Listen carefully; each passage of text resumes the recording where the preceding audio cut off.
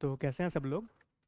आज जो है एग्जाम स्पेसिफिक एमसीक्यूज के अंदर एक काफ़ी इंपॉर्टेंट टॉपिक जो है हम डिस्कस करने जा रहे हैं, दैट इज़ द दिल्ली सल्तनत। इसके अंदर जो है हमें 5 डायनेस्टीज मेनली देखने को मिलती हैं।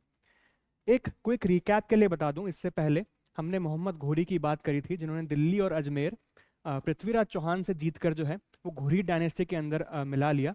उसके बाद वहीं से जो है शुरुआत हुई इस्लामिक रूल की इंडिया के अंदर। अगर हम बात करें उन 5 डायनेस्टीज के बारे में जो हमें दिल्ली सल्तनत के अंदर देखने को मिलती हैं, उनमें से पहली है Mamluk dynasty, also known as the slave dynasty. 1206 से लेके 1290 सीई के बीच हमें देखने को मिलती है, which was established by Qutubuddin Aibak, who was a slave of Mohammad Ghori. इसके बाद हमें खिलजी डायनेस्टी देखने को मिलती है फ्रॉम 1290 टू 1320 सीई। फिर हमें तुगलक डायनेस्टी देखने को मिलती है 1320 टू 1414 सीई के बीच में। फिर Sayyid dynasty from 1414 to 1451 CE. And at last हमें Lodi dynasty from 1451 to 1526 CE के बीच देखने को मिलती है। आज ही क्लास के अंदर हम जो है पहली 3 डायनेस्टीज के बारे में जो है वो बात करने वाले हैं, और इसी के रिलेटेड जो है वो क्वेश्चंस भी हमें देखने को मिलेंगे। बाकी के 2 डायनेस्टीज के बारे में जो है हम अगली क्लास के अंदर जो है वो बात करेंगे। तो सबसे पहले एक बेसिक आइडिया ले लेते हैं कि हमारे डायनेस्टीज के बारे में, जैसा कि हम हमेशा करते हैं।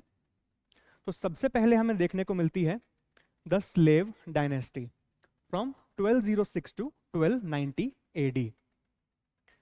फाउंडर, जैसा कि मैंने अभी 2 मिनट पहले बात करी, Qutubuddin Aibak, who was a former slave of Mohammad Ghori. Capital जो थी इनकी, that was Delhi. Established Muslim rule in India after Muhammad Ghori's assassination in 1206 CE। Major rulers की अगर हम बात करें, सबसे पहले हमें देखने को मिलते हैं obviously Qutubuddin Aibak from 1206 to 1210 CE, मतलब करीब 4 साल का समय जो है इनका हमें देखने को मिलता है। Built the Qutub Minar and also known as Lakh Bakhsh, that is giver of lakhs. इनका एक निकनेम था लाख बख्श। इसके बाद जो हमें रेन देखने को मिलता है इल्तुतमिश का, 1211 टू 1236 सीई के बीच जो है हमें इनका रेन देखने को मिलता है। Strengthen the sultanate, introduce the iqta system and received recognition from the Abbasid caliph. Iqta system जो था, that was of providing land grants to the soldiers and officials, जो है उनकी सेवा के बदले में। इसके बाद the one and only Muslim ruler of the Delhi sultanate, that was Razia Sultan. 1236 से 1240 सीई के बीच जो है हमें इनका रेन देखने को मिलता है, करीब 3.5 साल का समय। First and only female ruler of Delhi sultanate. Razia Sultan के बाद जो है हमें कुछ वीक सक्सेसर्स देखने को मिलते हैं हमारे स्लेव डायनेस्टी के अंदर, और लोगों को ये लग रहा था कि जो है स्लेव डायनेस्टी का जो है जल्द ही अंत हो जाएगा, but they were wrong because of the rise of Ghiyasuddin Balban. 1266 से लेके 1287 सीई के बीच हमें इनका रेन देखने को मिलता है, करीब 21 साल का। Introduced strict discipline, theory of kingship, that is the divine right of Kings, and suppress the Mongols. Mongols का जो थ्रेट था सबसे पहले जो है घियासुद्दीन बलबन ने जो है वो सप्रेस किया था। इसके बाद हमें अलाउद्दीन खिलजी के समय भी जो है मंगोलों का इन्वेजन देखने को मिलता है, और उन्होंने भी जो है सक्सेसफुली मंगोल्स को जो है वो सप्रेस किया था। इसकी डिक्लाइन की बात करें तो बलबन के बाद एक बार फिर से हमें वीक सक्सेसर्स देखने को मिले, जिस वजह से बलबन की मृत्यु के सिर्फ 3 साल के बाद हमें स्लेव डायनेस्टी का जो है वो डिक्लाइन देखने को मिलता है। Weak successors after Balban and internal conflicts led to its fall in 1290 CE. इनके अगर हम मैप की बात करें कि कितने एक्सटेंट तक ये फैले हुए थे, तो जैसा कि आप देख सकते हैं, हमने इससे पहले बात करी थी घुरीद एम्पायर की। तो दिल्ली एंड अजमेर को जीतने के बाद जो है मोहम्मद घोरी ने एक एक्सपेंशन निकाला ईस्ट की तरफ, और ये राज्य भी जीत लिए, मेनली बनारस एंड गौर। और यही जो एरिया है हमें पहली dynasty, that is the slave dynasty के अंदर देखने को मिलते हैं। तो ये जो है कुछ एरिया था स्लेव डायनेस्टी का। जैसा कि हम आगे बढ़ते रहेंगे दिल्ली सल्तनत के अंदर अलग अलग डायनेस्टीज की तरफ, इसके बाद हम बात करेंगे खिलजियों की एंड तुगलक्स की, तो वहाँ हम देखेंगे कि कैसे साउथ की तरफ भी जो है हमें दिल्ली सल्तनत का जो है वो इन्फ्लुएंस देखने को मिलता है। अब बात करते हैं अपनी अगली डायनेस्टी की, that is the Khilji dynasty, जिनका समय जो है ज़्यादा चल नहीं सका। 1290 टू 1320 सीई, करीब 30 साल का समय जो है हमें देखने को मिलता है खिलजी डायनेस्टी के अंदर। Founder was Jalaluddin Khilji, the first ruler of non Turkish origin. Delhi सल्तनत के फर्स्ट रूलर थे जो तुर्की के नहीं थे। मेजर रूलर्स की अगर हम बात करें तो Alauddin Khilji was the most powerful ruler of the Khilji dynasty. 1296 से लेके 1316 सीई के बीच हमें इनका रेन देखने को मिलता है। Most powerful ruler, expanded the empire into southern India, introduced price control that is market reforms, इसके बारे में जो है हम आगे चर्चा भी करेंगे। एंड डिफीटेड मंगोल इन्वेजन्स, जैसा कि मैंने आपको बताया था अभी घियासुद्दीन बलबन के सेक्शन में। इसके बाद इनके एक जनरल थे Malik Kafur, Alauddin's general who raided the Deccan, Warangal, Madurai and Devagiri and brought immense wealth. इनकी जो अचीवमेंट्स थी उसकी अगर हम बात करें, established a strong central government and an efficient espionage system, strengthened the military and controlled prices of essential goods. एक बार अगर हम इनके मैप की तरफ देखें तो जैसा कि हम देख सकते हैं साउथ की तरफ जो है इन्होंने जो एक्सपेंशन निकाला, डेक्कन का एक काफ़ी बड़ा एरिया जो है इन्होंने जो है अपने अंदर वो है कवर कर लिया था। उसके बाद यहाँ के जो रीजन्स थे इस पर भी जो है मलिक काफूर का, जैसे हमने नाम बताया अभी, वो जो है ये एरियाज लूट कर आ गए थे। इसका जो डिक्लाइन था अगर हम उसकी बात करें तो अलाउद्दीन के बाद हमें कोई एक बड़ा रूलर देखने को मिला नहीं खिलजी डायनेस्टी के अंदर, और अलाउद्दीन की मौत के सिर्फ 4 साल के बाद हमें खिलजी डायनेस्टी का जो है वो अंत देखने को मिलता है। After Alauddin's death, weak successors led to internal strife, causing the Khilji Empire to fall in 1320 CE. Mostly dynasties के अंदर हमें यही देखने को मिलता है कि सक्सेसर्स वीक हैं, उसके बाद इंटरनल कॉन्फ्लिक्ट शुरू हुए और वो डायनेस्टी जो है वो गिर गई और एक नई डायनेस्टी का जो है हमें उदय देखने को मिलता है। इसके बाद अगर हम बात करें अपनी थर्ड डायनेस्टी की दिल्ली सुल्तानेत के अंडर, तो that was the Tughlaq dynasty from 1320 to 1414 CE, मतलब करीब 100 साल का समय हमें इनके अंडर देखने को मिलता है। Founder was Ghiyasuddin Tughlaq, 1320 to 1325 CE, करीब 5 साल का समय जो है इन्होंने किंगडम में बिताया था। Major rulers, obviously the first one is Ghiyasuddin Tughlaq, built Tughlaqabad fort and focus on military expansion. इनके हम एरिया के तरफ जब जाएंगे तब बात करेंगे कि खिलजियों से भी ज़्यादा जो है इन्होंने अपने अंदर जो है वो एरिया वो है कवर किया था। Muhammad bin Tughlaq, also known as the intelligent fool, who ruled from 1325 to 1351, मतलब करीब 26 साल का जो है इनका रेन हमें देखने को मिलता है। Known for his controversial reforms. कुछ रिफॉर्म्स की अगर हम बात करें, the first one was shifted the capital from Delhi to Daulatabad, that was failed brutally. उसके बाद issued token currency which led to counterfeiting, मतलब असली सिक्कों की जगह जो है नकली सिक्कों का प्रयोग जो है इन्होंने शुरू करवाया, उसकी वजह से जो है काफ़ी ज़्यादा नकली सिक्के हमें देखने को मिले इनके रूल के अंदर, जो भी एक काफ़ी बड़ा फेलियर था इनके एम्पायर का। Expanded into the Deccan but faced revolts, Deccan की तरफ जो है इन्होंने चढ़ाई करी थी बट काफ़ी ज़्यादा जो है इन्हें रेजिस्टेंस का सामना करना पड़ा था। अगर इनके मैप की तरफ देखें तो खिलजियों से भी बड़ा एरिया जो है इन्होंने अपने अंदर कवर ज़रूर किया, बट काफ़ी ज़्यादा रिवोल्ट्स जो है हमें देखने को मिले साउथ के रीजन में, खासकर वारंगल की तरफ एंड मदुराई की तरफ। जैसा कि आप देख सकते हैं डेक्कन का एक छोटा सा पार्ट यहाँ पे बच गया था and some part of central India as well, बाकी जो है पूरा का पूरा इंडिया हम देख सकते हैं हमें तुगलक डायनेस्टी के अंदर देखने को मिलता है। इसके बाद अगर हम बात करें फिरोज शाह तुगलक की, he ruled from 1351 to 1388 AD, focused on public works, built canals, hospitals and madrasas, but lost control over his provinces. इनके जो है रूल के अंदर हमें देखने को मिलता है कि कुछ प्रोविंसेस जो है वो दिल्ली सल्तनत से जो है वो बाहर निकल गए, अपना इंडिपेंडेंट किंगडम जो है उन्होंने फॉर्म किया। उसके बारे में जो हम आगे चर्चा करेंगे। इसके जो डिक्लाइन के कारण थे, दो मेन रीजंस थे basically. The first one was which was very obvious, हर एक जो है डायनेस्टी के अंदर हमें देखने को मिलता है, internal revolts and weak successors led to the rise of regional states. वही सेम कहानी हर बार की। उसके बाद एक बड़ा रीजन जो था इनके फॉल का, that was the invasion of Taimur in 1398 CE. Timur's invasion destroyed Delhi, weakening the sultanate. Timur के इन्वेजन के बाद जो है जितनी उसने लूटपाट मचाई, उसके बाद दिल्ली सल्तनत की जो है हालत वो खस्ता हो गई थी। तो इतना बेसिक आइडिया जो है मेरे हिसाब से काफी रहेगा। चलिए बढ़ते हैं अपने क्वेश्चंस की तरफ। हमारा जो पहला क्वेश्चन है आज का, Who started दाग एंड हुलिया system and cash payment system for soldiers in Delhi सल्तनत? ये क्वेश्चन आपका एसएससी सीजीएल के T1 2023 में पूछा जा चुका है। ऑप्शंस आपके ए बलबन, बी रजिया सुल्तान, सी घियासुद्दीन तुगलक या फिर डी अलाउद्दीन खिलजी।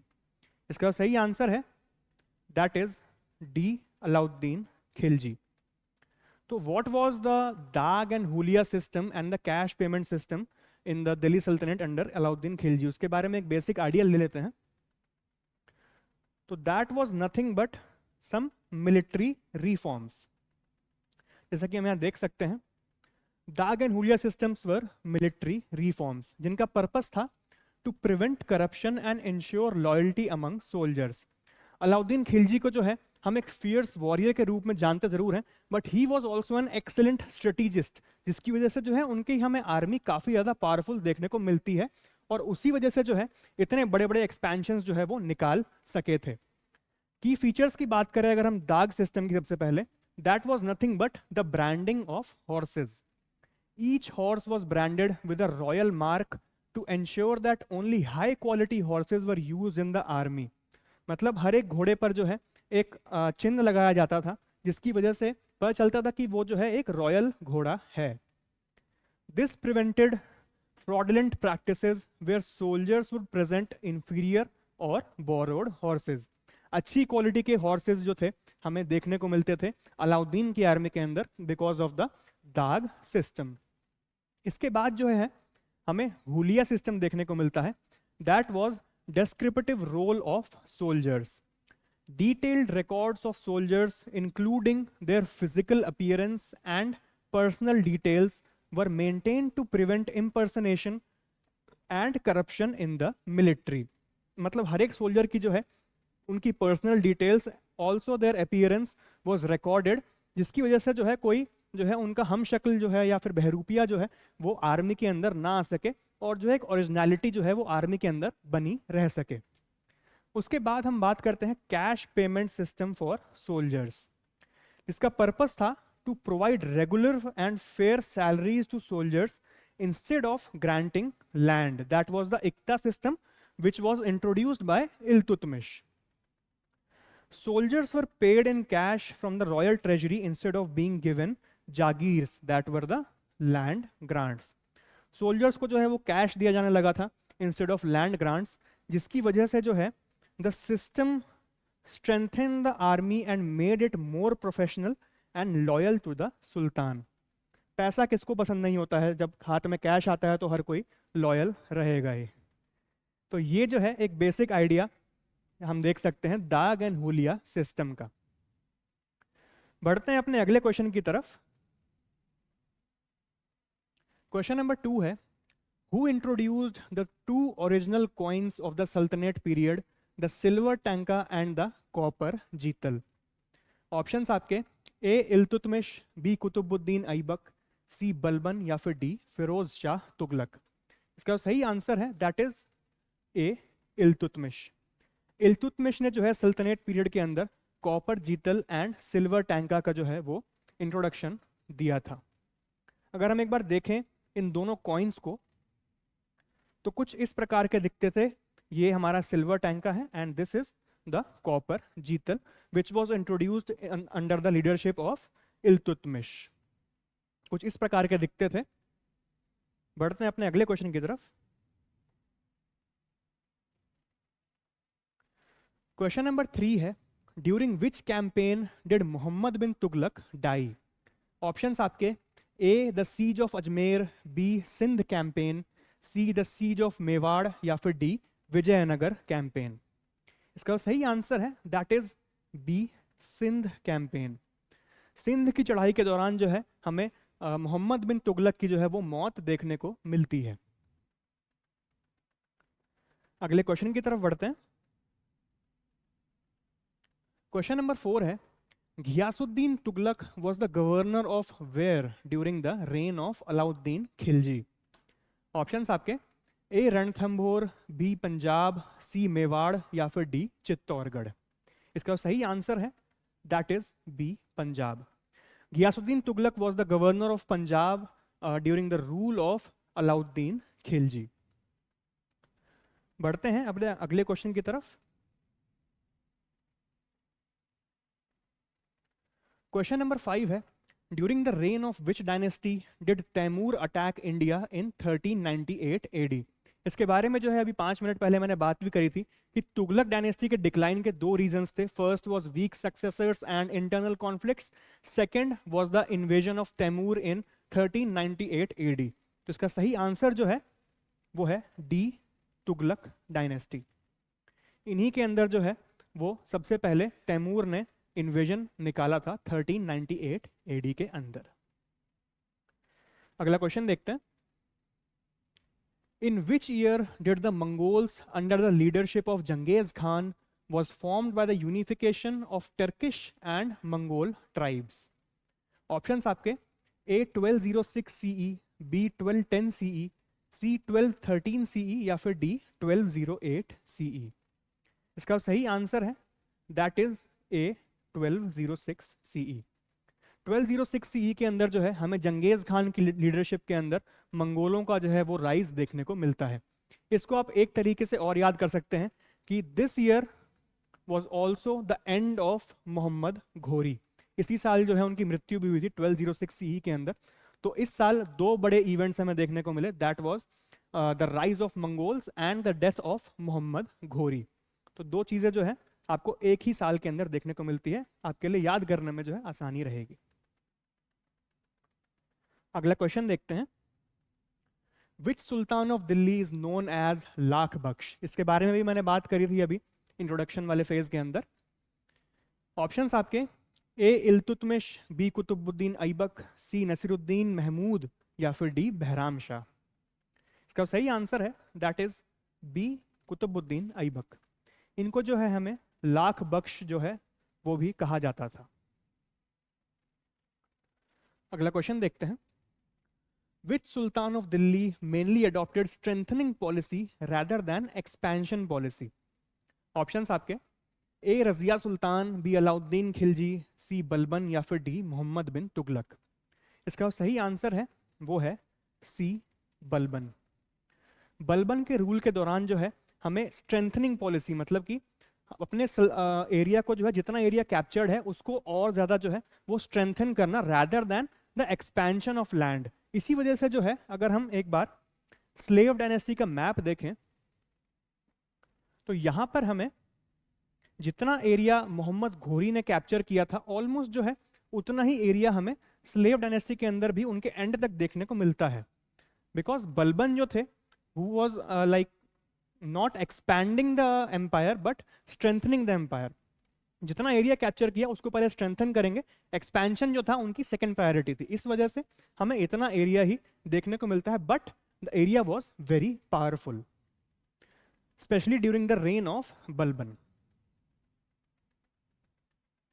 बढ़ते हैं अपने अगले क्वेश्चन की तरफ। क्वेश्चन नंबर 9 है, Who was the first sultan to build canals and start the postal system during the Sultanate period? Options आपके, A Bahram Shah, B Muhammad Shah the third, C Abu Bakr Shah Tughlaq, या फिर डी घियासुद्दीन तुगलक। तो इसका सही आंसर जो है that is D Ghiyasuddin Tughlaq. इनके रेन के दौरान जो है हमें पोस्टल सिस्टम का introduction and the building of canals हमें देखने को मिलते हैं। तो बढ़ते हैं अपने आखिरी क्वेश्चन की तरफ आज के। क्वेश्चन नंबर 10 है, Who was the ruler who brought two Ashoka pillar inscriptions from Topra and Meerut to Delhi? Options आपके, A Firoz Shah Tughlaq, B Qutubuddin Aibak, C Balban या फिर डी जलालुद्दीन खिलजी। इसका सही आंसर है that is A Firoz Shah Tughlaq.